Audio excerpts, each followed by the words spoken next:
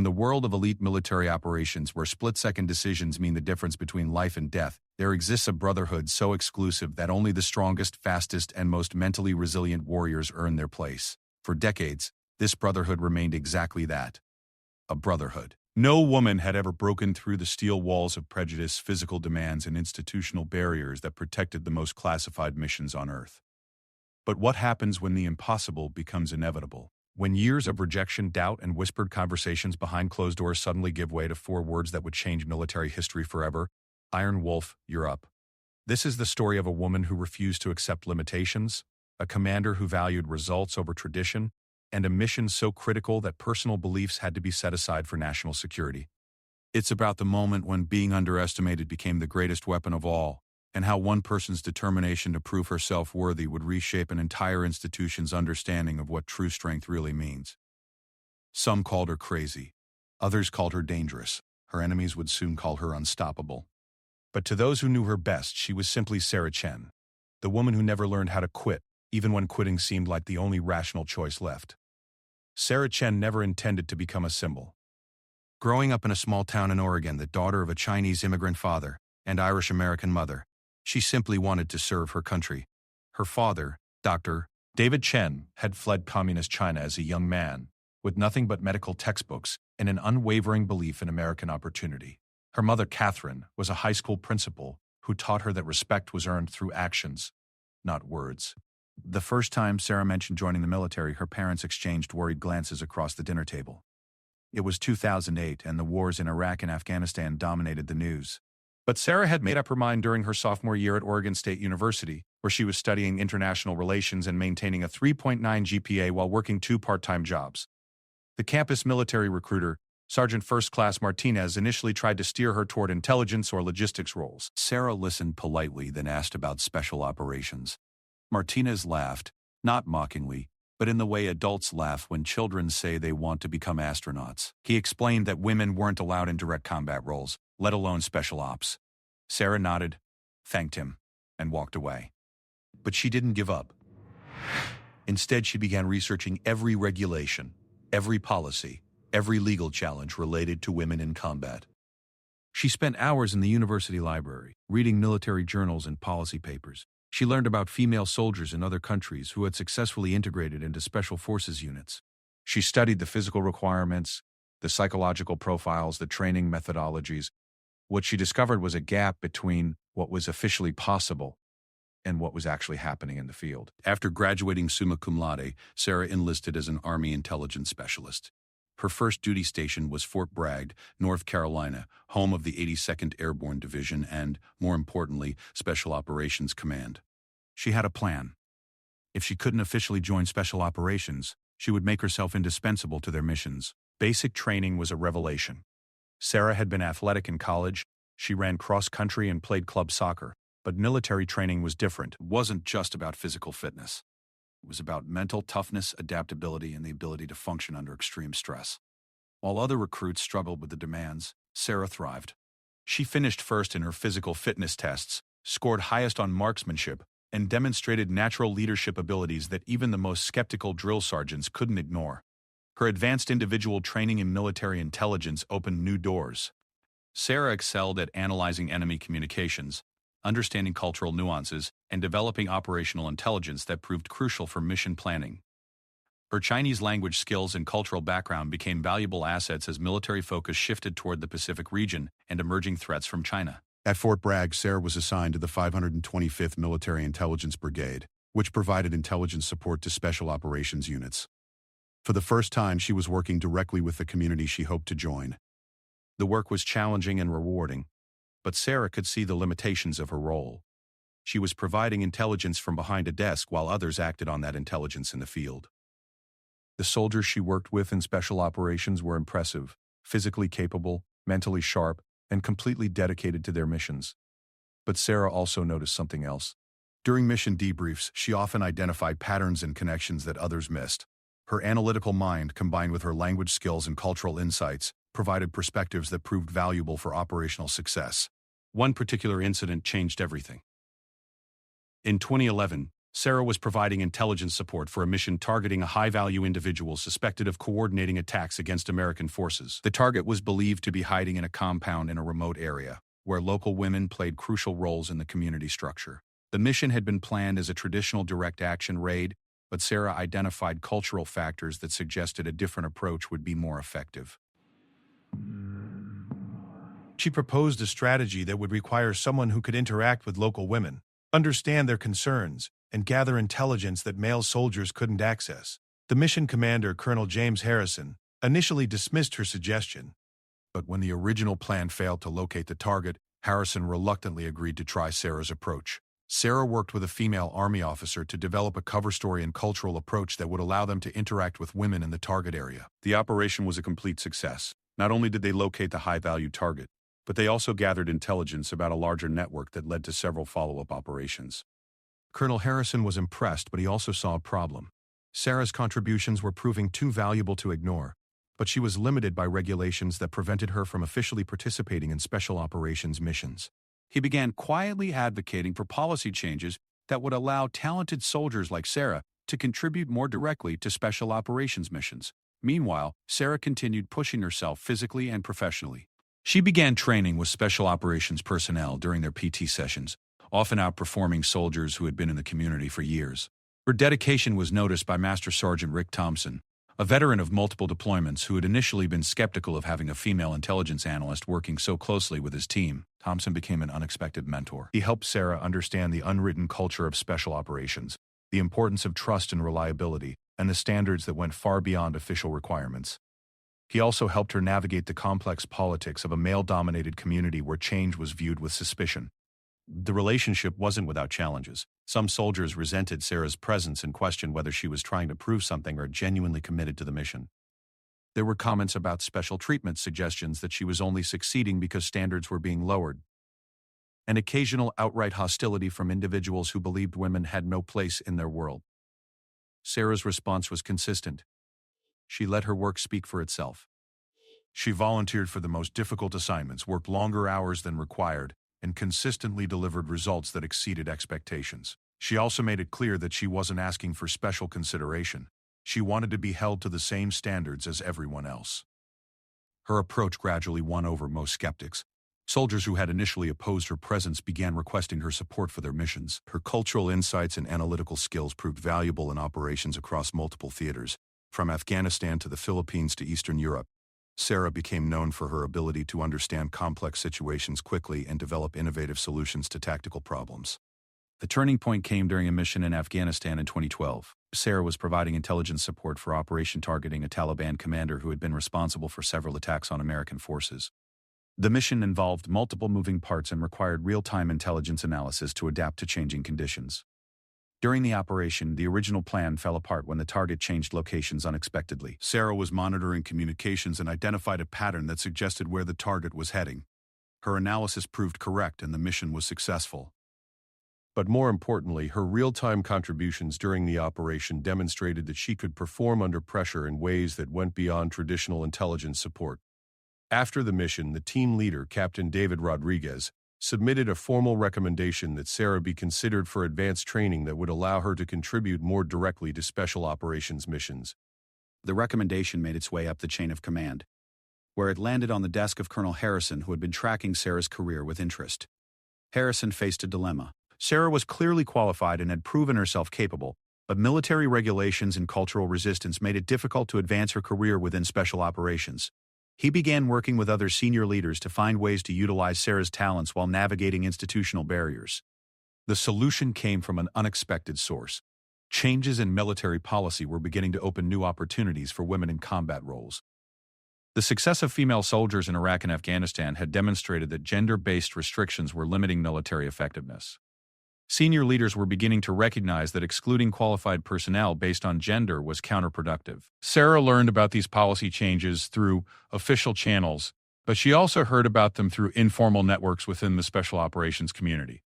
Soldiers who had worked with her were advocating for her inclusion in advanced training programs. Her reputation had spread beyond her immediate unit, and she was becoming known as someone who could contribute to mission success in ways that traditional role definitions hadn't anticipated. When the opportunity finally came, it arrived in the form of a pilot program designed to evaluate the integration of women into special operations roles.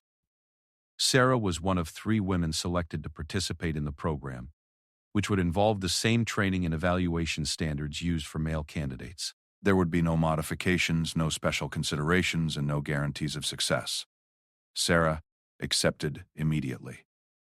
She knew that this was her chance to prove that gender was irrelevant to mission capability.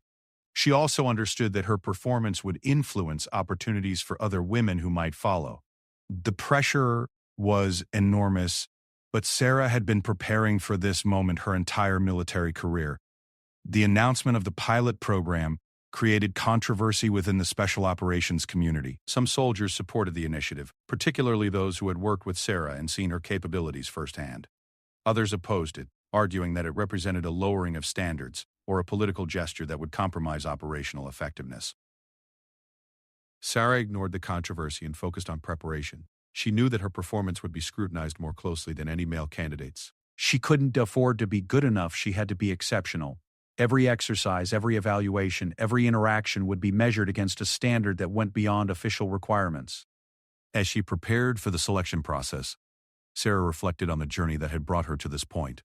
From a small town in Oregon to the gates of special operations, she had consistently faced people who told her what wasn't possible. Each time, she had responded by working harder, learning more, and proving that limitations were often assumptions rather than facts.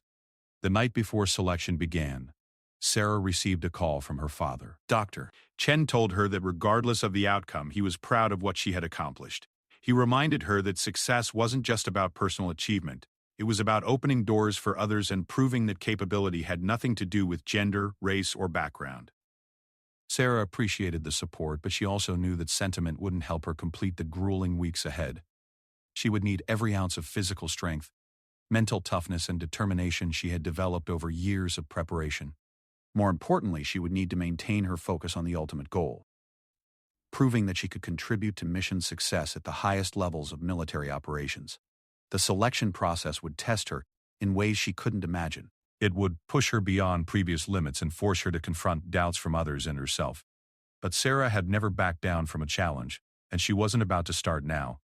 She was ready to show that being underestimated could be transformed into an advantage, and that the most dangerous opponents were those who had nothing left to lose and everything to prove. The Special Operations Selection Course began at 04000 hours on a Monday morning in September 2013. Sarah arrived 30 minutes early, as did most of the other candidates. The group consisted of 42 soldiers, including Sarah and 2 other women.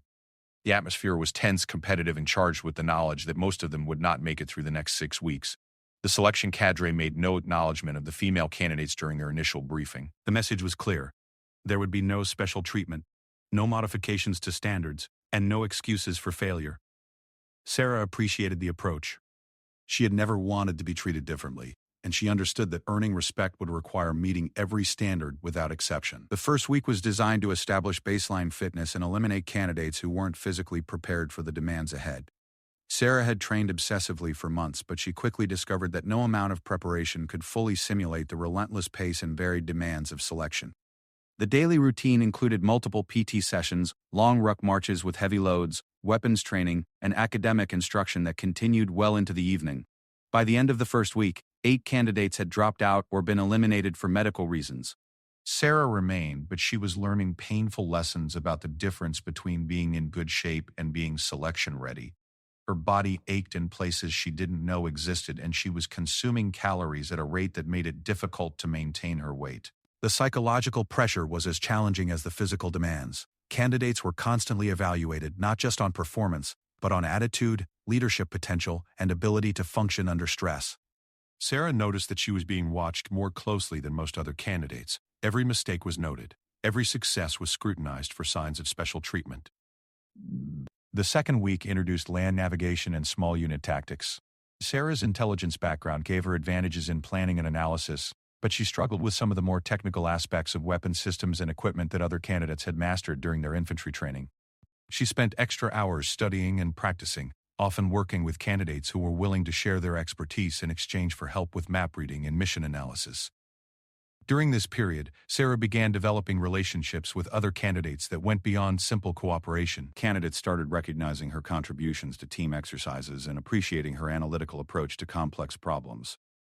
Her gender became less relevant as her capabilities became apparent. This sense is that boss. The third week brought the most feared aspect of selection, the individual land navigation test known as STAR course. Candidates were given coordinates to multiple points scattered across difficult terrain and required to find them within time limits while carrying heavy loads.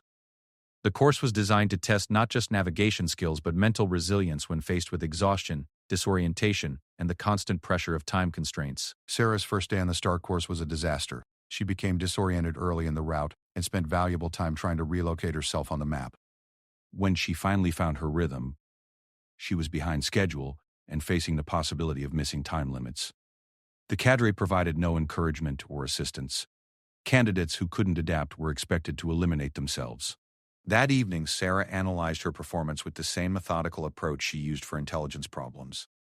She identified specific mistakes in her navigation technique and developed corrective strategies. She also realized that she had been thinking too much and not trusting her instincts enough. The STAR course required a balance of careful planning and intuitive decision-making that could only be developed through experience. Her second day on the STAR course was significantly better.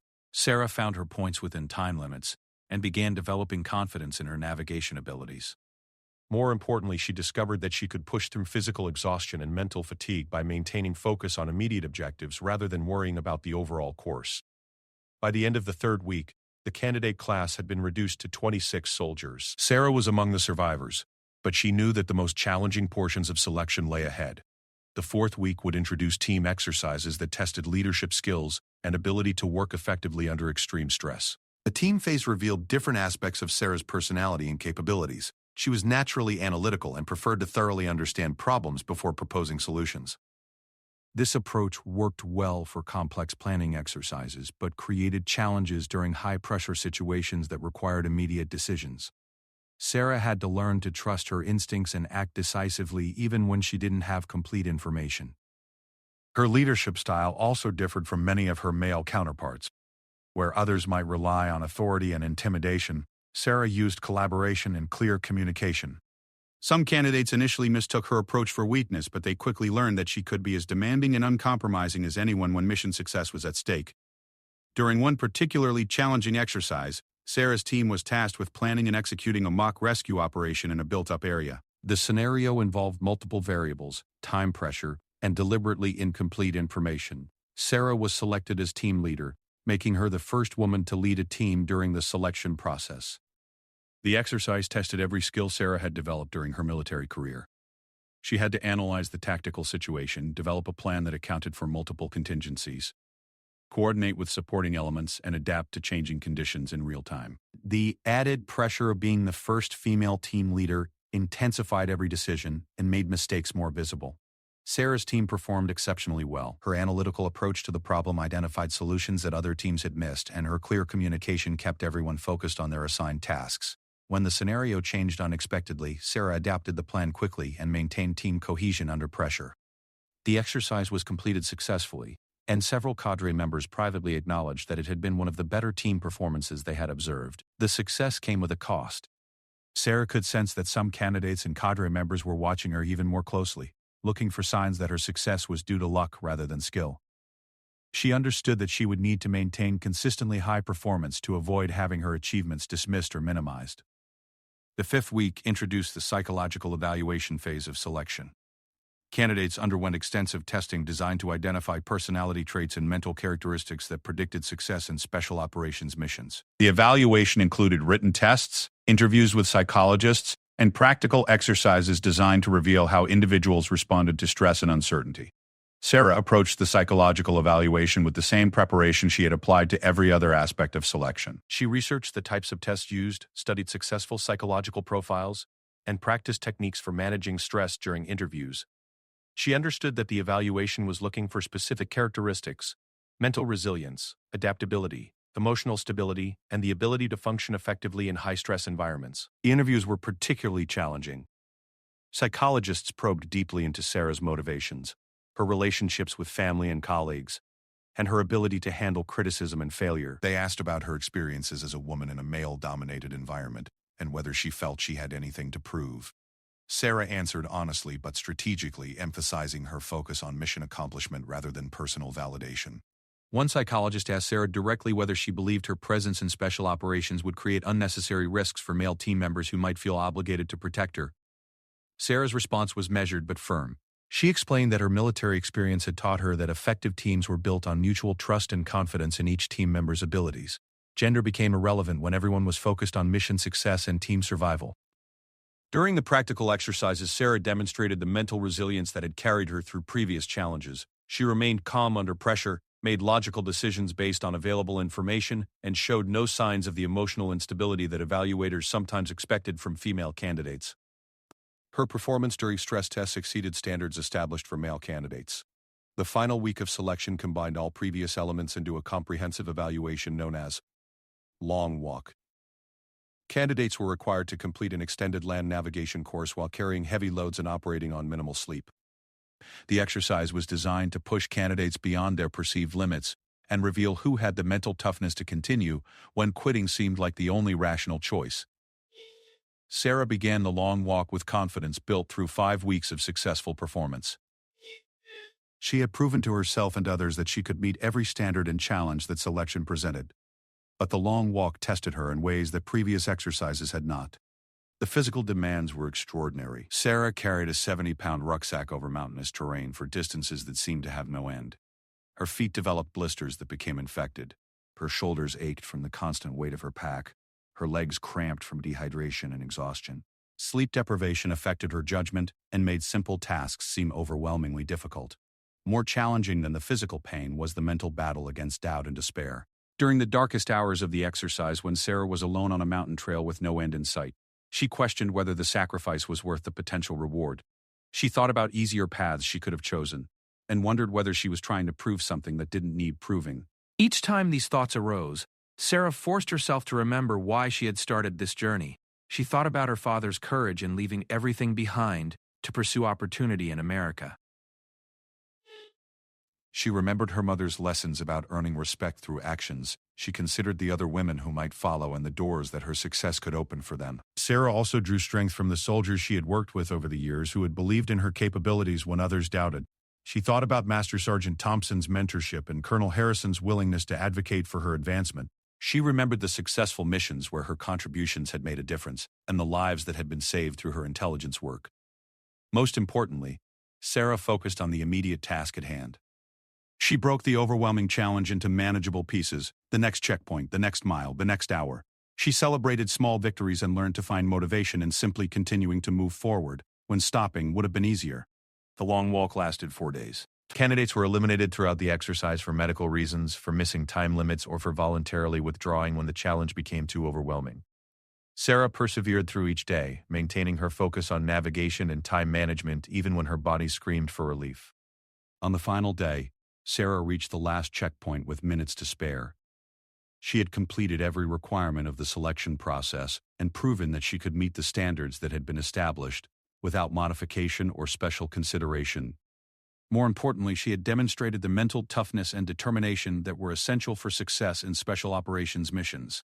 When selection ended, 12 candidates remained from the original 42. Sarah was among them, along with one of the other women who had started the process. The graduation ceremony was simple and private. There were no speeches about historical significance or breaking barriers. The focus was on the capabilities and qualifications of the graduates rather than their gender or background. Sarah's parents attended the graduation ceremony, and she could see the pride in their faces. Her father spoke quietly about how America had provided opportunities that would have been impossible in other places and times. Her mother reminded her that completing selection was just the beginning of a new phase of her career that would bring greater challenges and responsibilities. After graduation, Sarah learned that she would be assigned to a special operations unit that specialized in counterterrorism operations. Her first assignment would involve extensive additional training in advanced tactics, foreign languages, and specialized skills required for her new role. The pace would be demanding, but Sarah was ready for the next phase of her journey. More significantly, Sarah discovered that her success had influenced military policy discussions at the highest levels. Senior leaders were using her performance as evidence that gender integration in special operations could be successful when based on merit rather than quotas or politics. Her achievements were opening doors for other qualified women who had been waiting for opportunities to prove their capabilities. As Sarah prepared for her new assignment, she reflected on the lessons learned during selection. She had discovered reserves of mental and physical strength that she hadn't known existed.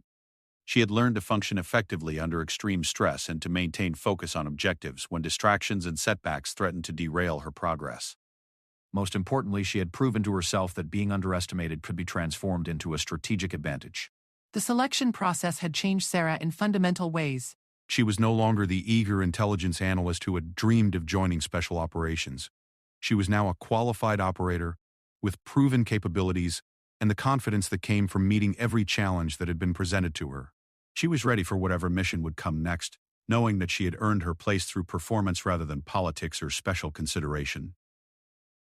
Sarah's first assignment with Delta Force came with a call sign that would define the rest of her military career: Iron Wolf. The name emerged during her advanced training when instructors noticed her combination of analytical precision and relentless determination. Like a wolf, she was patient in planning but ruthless in execution. The iron reflected her mental toughness and refusal to quit under any circumstances. Her new unit, officially known as 1st Special Forces Operational Detachment Delta, operated from a classified location and specialized in counterterrorism missions that required the highest levels of skill and discretion. Sarah's teammates were veterans of multiple combat deployments who had proven themselves in the world's most dangerous environments. They had initially been skeptical about integrating a female operator, but Sarah's selection performance and intelligence background had earned their professional respect. The team leader was Master Sergeant Carlos Rivera, a 15-year veteran who had served in every major conflict since the Gulf War. Rivera was known for his tactical brilliance and his ability to adapt to changing situations under extreme pressure. He had specifically requested Sarah for his team after reviewing her selection scores and intelligence work record. Rivera's approach to integration was characteristically direct. During Sarah's first team meeting, he announced that call signs and capabilities were the only things that mattered on his team. Personal backgrounds, politics, and anything unrelated to mission success were irrelevant. Sarah would be evaluated on her performance, period. The team would succeed or fail together, and everyone was expected to maintain the standards that had made Delta Force the premier counterterrorism unit in the world. Sarah's advanced training began with specialized weapon systems that went far beyond standard military equipment. She learned to operate suppressed firearms, explosive breaching charges, and communications equipment that enabled coordination with multiple government agencies during complex operations. The technical demands were enormous, but Sarah's analytical mind helped her master systems that some operators struggled with for months. Physical training continued at an intensity that made selection seem moderate by comparison. Sarah worked with strength and conditioning specialists to develop functional fitness that would support extended operations while carrying heavy loads of specialized equipment. She learned advanced tactical movement techniques, close quarters combat, and medical skills that could save lives in environments where evacuation wasn't possible. The psychological preparation was equally demanding. Sarah underwent training designed to help operators function effectively during hostage rescue situations, where innocent lives depended on split-second decisions made under extreme stress. She learned interrogation resistance techniques and studied the psychological profiles of terrorists and criminals who might become operational targets. Cultural and language training consumed additional hours each week. Sarah's existing Chinese language skills were enhanced, and she began learning Arabic and Pashto to support potential operations in Middle Eastern environments. She studied regional customs, religious practices, and political dynamics that could influence mission planning and execution. 6 months after joining the unit, Sarah participated in her first operational deployment. The mission involved supporting conventional forces in Afghanistan by conducting targeted raids against Taliban leadership networks. Sarah's role combined intelligence analysis with direct action capabilities, allowing her to provide real-time assessment of enemy activities while participating in raids designed to capture or kill high-value targets. Her first combat mission took place on a moonless night in December 2014. Sarah's team was tasked with capturing a Taliban commander who had been coordinating attacks against American convoys. The target was believed to be meeting with other commanders at a compound in a remote valley where conventional forces couldn't operate without alerting the entire enemy network. Sarah served as the team's intelligence specialist and breacher for the mission. Her responsibilities included analyzing intercepted communications to confirm the target's presence, identifying potential escape routes to create entry points during the assault. The mission required her to function simultaneously as an intelligence analyst and assault team member. The helicopter insertion went smoothly, and Sarah's team moved through mountainous terrain for 3 hours to reach the target compound. During the movement, Sarah monitored enemy communications and confirmed that the target was present, along with at least 6 other individuals. She also identified a potential complication. Intercepted communications suggested that children might be present in the compound. This intelligence created a tactical dilemma. The presence of children increased the complexity of the assault and required modifications to the original plan. Sarah worked with Rivera to develop alternative approaches that would minimize risks to innocent civilians while maintaining operational effectiveness. Her cultural knowledge and language skills became crucial for developing entry techniques that would reduce the likelihood of civilian casualties. When the team reached the compound, Sarah used specialized equipment to create a silent entry point through an exterior wall, while other team members positioned themselves to prevent enemy escape. The breach was executed perfectly, and the team entered the compound without alerting the occupants. Sarah moved through the building with her teammates, using night vision equipment and suppressed weapons to maintain tactical advantage. The target was captured without resistance, along with valuable intelligence materials that Sarah quickly assessed for immediate operational value. Her analysis of captured documents revealed information about planned attacks that required immediate attention from higher headquarters. She transmitted critical intelligence while the team secured the compound and prepared for extraction. The mission was completed successfully with no casualties among friendly forces or civilians. Sarah's performance during her first combat operation exceeded expectations and demonstrated that her selection training had prepared her for the demands of real-world missions. More importantly, her teammates gained confidence in her capabilities under actual combat conditions. Over the following months, Sarah participated in dozens of similar missions throughout Afghanistan and Iraq. Each operation presented unique challenges that tested different aspects of her training and capabilities. She conducted raids in urban environments where precise room-clearing techniques were essential for mission success. She participated in hostage rescue operations where timing and coordination meant the difference between life and death for innocent civilians. Sarah's reputation within the special operations community continued to grow. Her combination of intelligence expertise and direct action capabilities made her valuable for missions that required both analytical precision and tactical execution. She became known for her ability to process complex information quickly and make sound decisions under extreme pressure. The defining moment of Sarah's career came in March 2016 during a mission that would test every skill she had developed over 3 years of special operations service.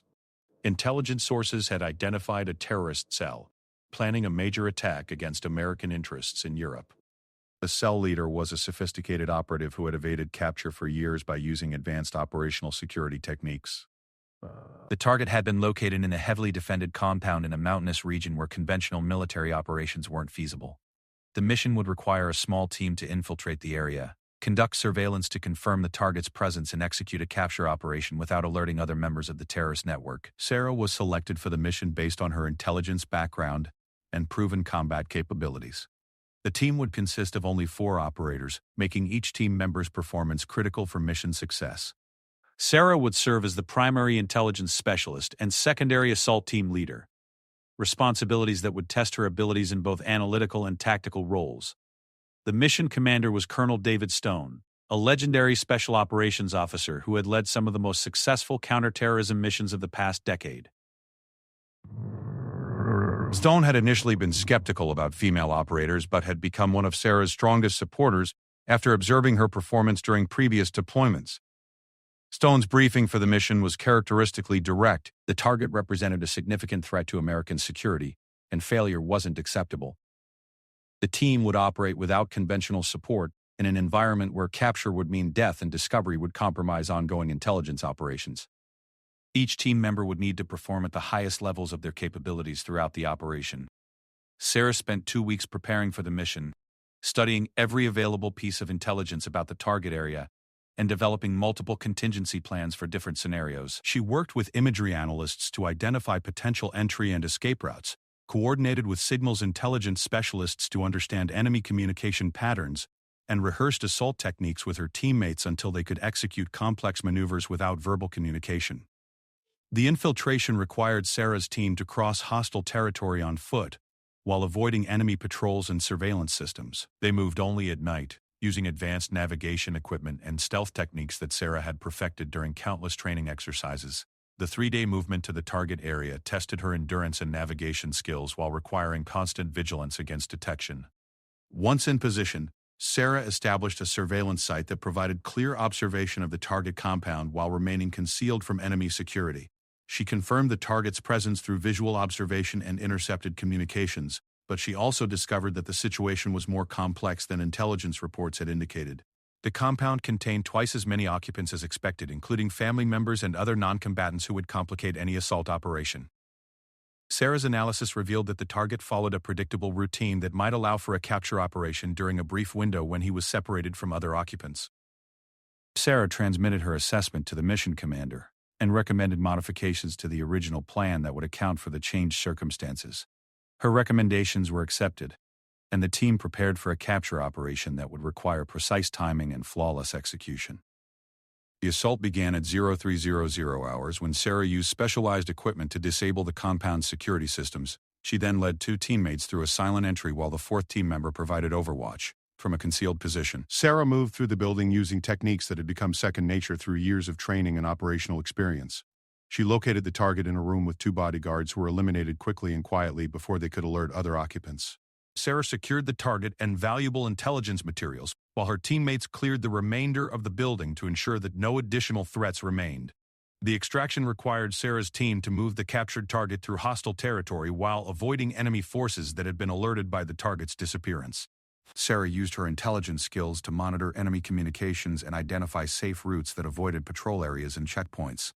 The mission was completed successfully after 4 days of operations in enemy territory. The captured target provided intelligence that prevented multiple terrorist attacks and led to the identification of terrorist cells in several countries. Sarah's performance during the mission demonstrated her ability to operate effectively in the most demanding special operations environments. When the team returned to base, Colonel Stone submitted Sarah for a Valor Award and recommended her for promotion to a senior leadership position within the special operations community. His report noted that Sarah had performed every aspect of the mission flawlessly and had demonstrated leadership capabilities that exceeded many officers with significantly more experience. More significantly, Stone recommended Sarah for assignment to a classified program that would make her one of the first female operators to serve in the most elite special operations units. The program required operators with proven capabilities in both intelligence and direct action missions, precisely the combination of skills that Sarah had developed throughout her career. The assignment came with a new level of responsibility and the knowledge that she would be operating in environments where American national security interests were at their highest levels of risk. Sarah accepted the assignment with the understanding that she would continue to be evaluated more closely than her male counterparts, and that any failure would reflect not just on her personally, but on the broader question of female integration in special operations. As Sarah prepared for her new assignment, she reflected on the journey that had brought her from a small town in Oregon to the highest levels of military special operations. She had proven that gender was irrelevant to operational effectiveness when personnel were selected and trained based on merit rather than assumptions. She had also demonstrated that being underestimated could be transformed into a tactical advantage when opponents failed to recognize the full scope of her capabilities.